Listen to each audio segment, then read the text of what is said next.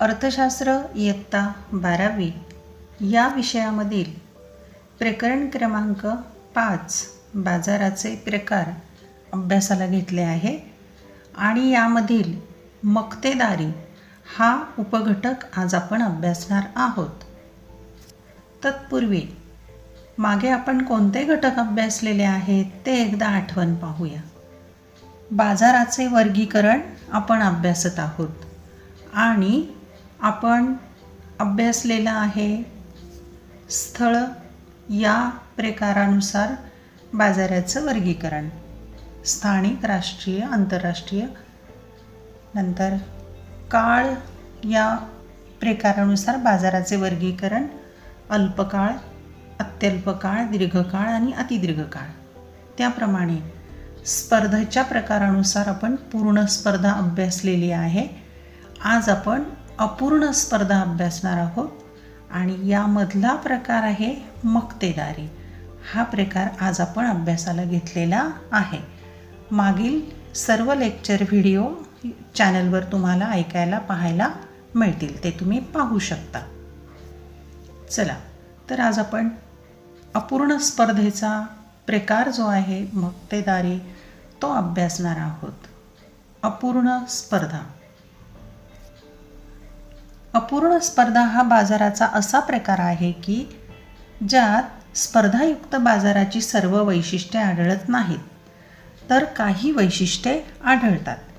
म्हणजे आपण मागच्या भागामध्ये पूर्ण स्पर्धा हा जो बाजाराचा प्रकार अभ्यासलेला आहे त्यातील काही वैशिष्ट्ये इथे आढळतात तर काही आढळत नाहीत. त्याला म्हणायचं अपूर्ण स्पर्धेचा बाजार. आणि त्यातला महत्त्वाचा प्रकार आहे तो आज आपण अभ्यासणार आहोत. पहिला प्रकार मक्तेदारी. मक्तेदारीला इंग्रजीमध्ये म्हणतात मोनोपॉली. आपण त्याचा अर्थ आणि व्याख्या आता समजावून घेऊ. मक्तेदारी म्हणजे मोनोपॉली या शब्दाची उत्पत्ती मोनो म्हणजे एक आणि पॉली म्हणजे विक्रेता या ग्रीक शब्दापासून झाली आहे. वस्तुनिष्ठ प्रश्नासाठी हे लक्षात ठेवायचं आहे. मक्तेदार म्हणजे असा बाजार ज्यात एकच विक्रेता असून त्याचे संपूर्ण बाजार पुरवठ्यावर नियंत्रण असते व त्याच्या वस्तूला जवळचा पर्याय नसतो. मक्तेदारीचा अर्थ असा की विक्रेता एक आणि मग तो आपल्या वस्तू आणि सेवेच्या पुरवठ्यावर नियंत्रण ठेवू शकतो आणि त्याच्या वस्तूला जवळचा पर्याय दुसरा उपलब्ध नसतो. उदाहरणार्थ ग्रामीण भागात एखाद्या खेडेगावामध्ये एकच किराणा मालाचं दुकान असणं किंवा एकच हॉटेल असणं म्हणजे एकच विक्रेता असणं होय. E.H. चेंबरलिन या अर्थशास्त्रज्ञांच्या मते मक्तेदारीची व्याख्या आपण पाहूया. मक्तेदारी म्हणजे एक उद्योग संस्था जी संपूर्ण पुरवठ्यावर नियंत्रण ठेवते आणि जिला बाजारात अगदी जवळचा पर्याय नसतो. एकच उद्योग संस्था ती पुरवठ्यावर नियंत्रण ठेवते आणि तिला जवळचा पर्याय उपलब्ध नाही म्हणजे मक्तेदारी. अशा या मक्तेदारीची वैशिष्ट्ये किंवा अटी आपण आता पाहूया. कोणकोणती वैशिष्ट्ये आहेत क्रमाने घेऊ आपण. एकच विक्रेता, पर्यायी वस्तूंचा अभाव, प्रवेशावर निर्बंध, बाजार पुरवठ्यावर पूर्ण नियंत्रण, किंमत कर्ता, मूल्यभेद आणि उद्योग संस्था हाच उद्योग. या 7 वैशिष्ट्यांनी युक्त मक्तेदारी आहे. आता या 7ही वैशिष्ट्यांचा अभ्यास आपण सविस्तरपणे करूया. पहिलं वैशिष्ट्य आहे एकच विक्रेता. मक्तेदारीत वस्तूचा उत्पादक किंवा विक्रेता एकच असल्यामुळे विक्रेत्यांमध्ये स्पर्धा नसते. कारण उत्पादक किंवा विक्रेता एकच आहे, त्याला स्पर्धा करायला दुसरा कोणीही नाही आहे ती वस्तू किंवा सेवा विकणारा. परंतु ग्राहकांची संख्या मात्र जास्त असते. ग्राहक जास्त आहेत परंतु विक्रेता किंवा उत्पादक एकच आहे. दुसरं वैशिष्ट्य पाहूया आपण. पर्यायी वस्तूंचा अभाव. पर्यायी वस्तू याचा अर्थ पर्यायी आणि पूरक वस्तूंचं आपण उदाहरण घेतलेलं आहे चहा आणि त्याला चहा पावडर आणि कॉफी पावडर किंवा गोळ आणि साखर असा पर्यायी वस्तूंचा अभाव आहे इथे. मक्तेदाराच्या उत्पादनाला जवळचे पर्याय नसतात. त्यामुळे ग्राहकांच्या पसंतीला वाव नसतो. एकच वस्तू विक्रेता आहे, मग ग्राहकांना निवड करायला संधी मिळत नाही. पसंतीचा विचार केला जात नाही ग्राहकांच्या. त्यांना मक्तेदाराकडून एकतर वस्तू विकत घ्यावी लागते किंवा वस्तूपासून वंचित राहावे लागते. एकच विक्रेता आहे, त्याने ज्या वस्तू ठेवलेल्या आहेत, जशा ठेवलेल्या आहेत विकायला, एकतर त्या खरेदी करायच्या किंवा खरेदी न करायच्या, म्हणजे त्या वस्तूपासून वंचित राहायचं. मक्तेदारीत मागणीची छेदक लवचिकता शून्य किंवा नकारात्मक असते. वस्तुनिष्ठ प्रश्नासाठी हे विधान लक्षात ठेवायचं आहे. मक्तेदारीमध्ये मागणीची छेदक लवचिकता शून्य, याचा अर्थ एका वस्तूच्या किंमत बदलामुळे दुसऱ्या वस्तूच्या मागणीवर काहीही परिणाम होत नाही. छेदक लवचिकता शून्य, कारण पर्यायी वस्तूच उपलब्ध नाही आहे, म्हणून छेदक लवचिकता शून्य किंवा नकारात्मक असते. पुढचं वैशिष्ट्य आपण पाहूया. क्रमांक 3, प्रवेशावर निर्बंध. मक्तेदारीमध्ये कायदेशीर, नैसर्गिक व तांत्रिक बंधनामुळे इतर स्पर्धकांच्या बाजारातील प्रवेशावर बंधने येतात. आपण पूर्ण स्पर्धेमध्ये अभ्यासलेलं आहे की फ्री एंट्री आणि फ्री एक्झिट, आगमन निर्गमन स्वातंत्र्य असतं. पण इथे मात्र कायदेशीर आणि नैसर्गिक, तांत्रिक बंधनं अशी असतात की त्या बाजारात दुसरं कोणी प्रवेश करू शकत नाही. पुढचं वैशिष्ट्य आहे बाजार पुरवठ्यावर पूर्ण नियंत्रण. बाजार पुरवठ्यावर मक्तेदाराचे पूर्ण नियंत्रण असते. तो वस्तूचा एकमेव उत्पादक व विक्रेता असतो. 5वं वैशिष्ट्य आहे किंमत करता, प्राईस मेकर म्हणायचं. पूर्ण स्पर्धेमध्ये आपण विक्रेत्याला प्राईस टेकर म्हणालो होतो, इथे किंमत करता म्हणजे प्राईस मेकर. मक्तेदाराचे संपूर्ण बाजार पुरवठ्यावर नियंत्रण असते, म्हणजे बाजारात आपली वस्तू किती आणायची विकायला ते त्याचं नियंत्रण आहे. त्यामुळे मक्तेदारी उद्योग संस्था स्वतःच्या मालाची, उत्पादनाची किंमत निश्चित करते. त्यामुळे मक्तेदार हा किंमत करता असतो, प्राईस मेकर असतो. तो स्वतःच्या वस्तूची किंमत ठरवतो. कमी विकायची, जास्त विकायची, किती किमतीला विकायची, नफा किती मिळवायचा, या हेतूने तो आपले निर्णय घेत असतो. पूर्ण बाजार पुरवठा त्याच्या हातामध्ये आहे. पुढचं वैशिष्ट्य आहे क्रमांक 6, मूल्यभेद. मूल्यभेद करणे म्हणजे किमतीत भेद करणे. मक्तेदार हा किंमत करता असल्यामुळे तो एकाच वस्तूला वेगवेगळ्या ग्राहकांना कालपरत्वे, स्थलपरत्वे, वेगवेगळ्या किमती आकारू शकतो. मक्तेदार एकटा आहे, त्याच्या मनाप्रमाणे तो कालाप्रमाणे, स्थलाप्रमाणे लोकांना वेगवेगळ्या किमती आकारतो. अशा प्रकारे मूल्यभेद हे मक्तेदारी बाजाराचे प्रमुख वैशिष्ट्य आहे आणि हे वैशिष्ट्य फार महत्त्वाचं आहे या मक्तेदारीचं. रेल्वेच्या प्रवासात विद्यार्थी व ज्येष्ठ नागरिक यांना तिकिटामध्ये सवलत दिली जाते. रेल्वेच्या प्रवासामध्ये विद्यार्थी, ज्येष्ठ नागरिक यांना सवलत दिली जाते. हे सुद्धा मूल्यभेदाचं उदाहरण आहे. किंवा डॉक्टर वेगवेगळ्या ग्राहकांना वेगवेगळी किंमत आकारू शकतो, हे पण मूल्यभेदाचं उदाहरण आहे. वकीलसुद्धा आपल्या वेगवेगळ्या फी आकारू शकतो वेगवेगळ्या लोकांच्याकडून. मूल्यभेदाचं हे उदाहरण. आणि शेवट 7वं वैशिष्ट्य, उद्योग संस्था हाच उद्योग असतो. उद्योग संस्था हाच उद्योग. इथे उदाहरण सांगते मी. साबणाचे वेगवेगळ्या उत्पादन संस्था आहेत. साबणाच्या जेवढ्या वेगवेगळ्या उत्पादन संस्था म्हणजे कंपन्या आहेत आणि साबण उद्योग आहे हा. कंपन्या वेगवेगळ्या आहेत आणि साबणाचा उद्योग आहे, पण त्याच्यामध्ये वेगवेगळ्या कंपन्या आहेत. आता इथे पाहूया आपण. मक्तेदार हा त्याच्या उत्पादनाचा एकमेव उत्पादक व विक्रेता असतो. मक्तेदार तर एकच आहे, त्यामुळे मक्तेदारीत उद्योग संस्था हाच उद्योग असतो. उदाहरणार्थ साबण निर्माण करणारा असेल आणि तो एकटाच आहे, दुसरी कंपनीच नाही आहे, तर तो साबण उद्योग जो आहे ती उद्योग संस्था पण होईल आणि उद्योग धंदा पण होईल. आता आपण अभ्यासूया मक्तेदारीचे प्रकार. 1. खाजगी मक्तेदारी. 2. सार्वजनिक मक्तेदारी. 3. कायदेशीर मक्तेदारी. 4 नैसर्गिक मक्तेदारी, 5 साधी मक्तेदारी, 6 मूल्यभेदात्मक मक्तेदारी आणि 7 ऐच्छिक मक्तेदारी. मक्तेदारीचे हे 7 प्रकार आपण सविस्तरपणे अभ्यासूया. 4 गुणांच्यासाठी संकल्पना किंवा संकल्पना 2 गुणांच्यासाठी आणि मक्तेदारीचे प्रकार 4 गुणांच्यासाठी परीक्षेला येत असतात. क्रमांक 1 खाजगी मक्तेदारी. खाजगी प्रायव्हेट.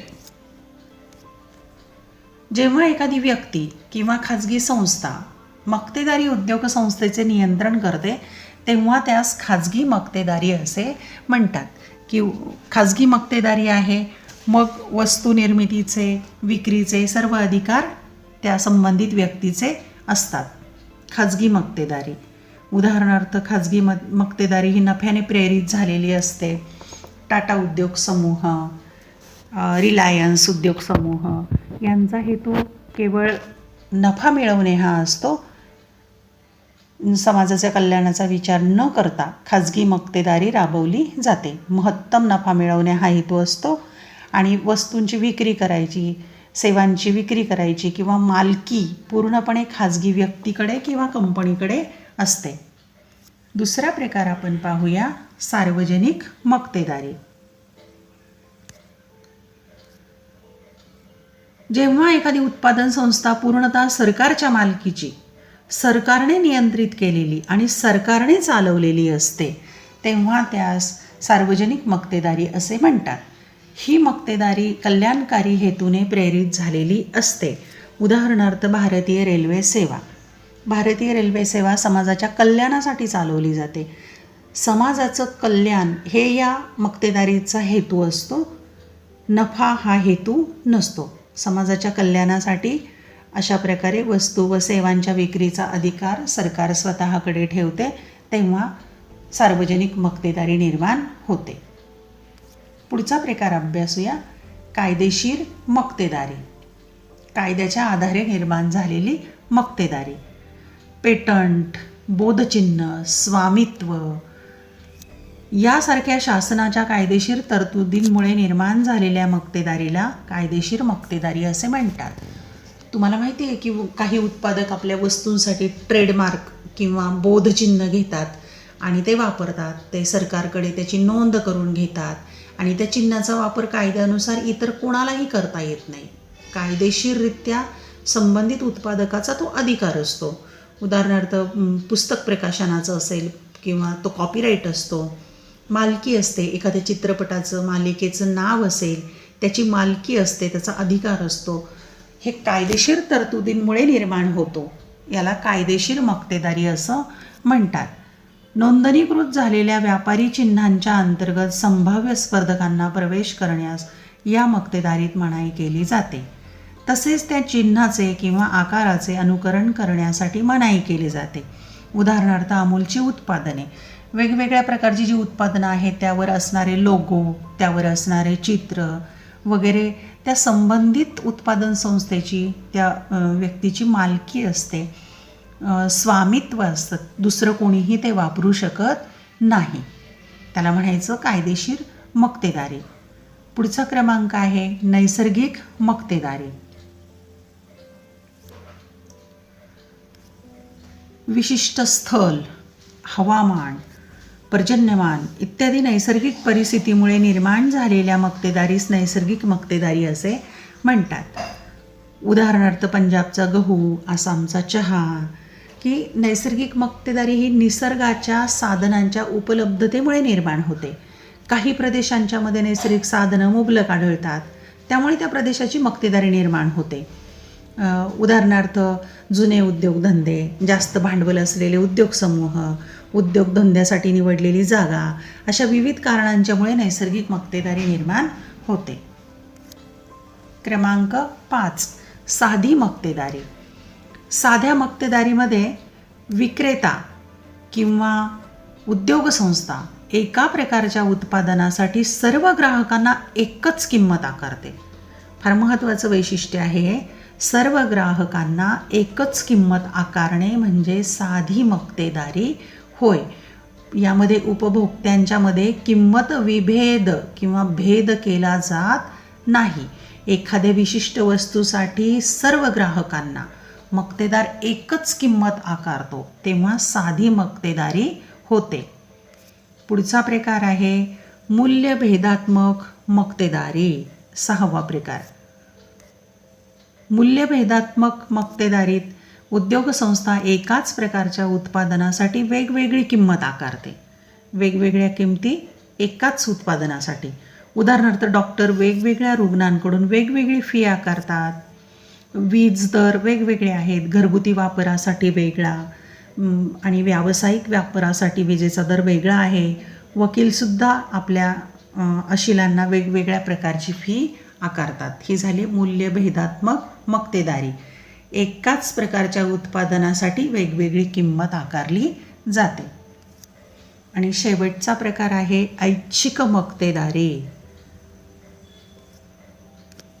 गळे कापूस स्पर्धा टाळण्यासाठी काही मक्तेदार स्वेच्छेने एकत्र येतात व मक्तेदारांचा गट स्थापन करतात. की अनेक विक्रेते आहेत ते एकत्र येतात, एकमेकांच्यात स्पर्धा होऊ नये, एकमेकांचं नुकसान होऊ नये, एकत्र येतात आणि मग गट स्थापन करून ते आपल्या वस्तू सेवांची किंमत निश्चित करतात. उत्पादित केलेल्या वस्तूंची विक्री करून महत्तम नफा मिळवणे त्यामुळे सोयीचे होते. म्हणजे सगळ्यांनाच फायदा होतो याच्यामध्ये. उदाहरण घेऊया आपण. ओपेक ही तेल उत्पादक जे देश आहेत त्यांची संघटना आहे. Oil producing and exporting countries, तेल उत्पादक देशांची. या सगळ्यांची मिळून मक्तेदारी निर्माण झालेली आहे. ऐच्छिक मक्तेदारी आहे. त्यांनी गट स्थापन केला आहे आणि तेल उत्पादनाच्या संदर्भात ते निर्णय घेतात. महत्तम जास्तीत जास्त नफा मिळवण्यासाठी ते त्यांचं काम करतात. हे झाले 7 मक्तेदारीचे प्रकार. आता आपण पाहूया मक्तेदारीमध्ये मूल्यभेदाचे प्रकार कसे असतात.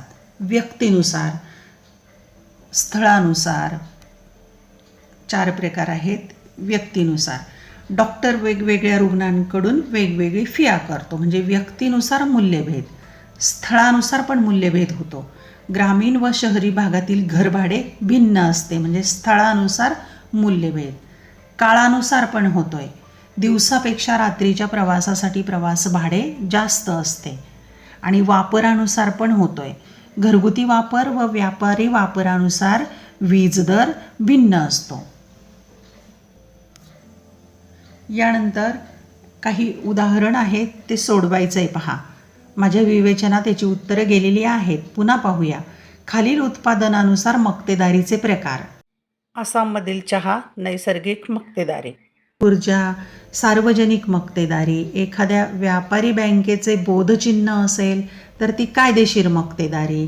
असं तुमच्या लक्षात आलं पाहिजे. आता तुम्हाला हे माहीत आहे का? पाहूया आपण. मक्तेदारी आपण ग्राहकाच्या बाजूने विचार करूया. ग्राहकाची मक्तेदारी ही मक्तेदारीच्या विरुद्ध आहे. जेव्हा एक ग्राहक व अनेक विक्रेते असतात तेव्हा ग्राहकांची मक्तेदारी निर्माण होते. ग्राहकांची मक्तेदारी हा दुर्मिळ प्रकार आहे. मक्तेदारीत विक्रेता ज्याप्रमाणे ग्राहकांचे शोषण करू शकतो त्याप्रमाणे ग्राहकांच्या मक्तेदारीत ग्राहक हा विक्रेत्यांचे शोषण करू शकतो. श्रमबाजारात जेव्हा एखादा नियोक्ता किंवा मालक विशिष्ट प्रकारच्या मजुरांचा उपयोग करून घेतो तेव्हा ग्राहकांची मक्तेदारी निर्माण होते. ग्राहकांची मक्तेदारी तसा हा दुर्मिळ प्रकार आहे. तुम्हाला माहितीसाठी हा दिलेला आहे. अशा प्रकारे आपण आज मक्तेदारी हा अपूर्ण स्पर्धेचा एक प्रकार अभ्यासला आहे. यामध्ये मक्तेदारीची वैशिष्ट्ये आणि मक्तेदारीचे प्रकार अभ्यासलेले आहेत. 4-4 गुणांच्यासाठीच लघुत्तरी प्रश्न यावर येतात. दीर्घोत्तरी प्रश्न यावर फारसा पडत नाही. धन्यवाद. व्हिडिओ आवडल्यास चॅनल सबस्क्राईब करायला आणि बेल आयकॉन दाबायला अजिबात विसरू नका. मात्र आपल्या मित्र आणि मैत्रिणींना या व्हिडिओच्या लिंक्स तुम्ही पाठवू शकता. त्यांनाही फायदा होईल. अभ्यासासाठी खूप खूप शुभेच्छा.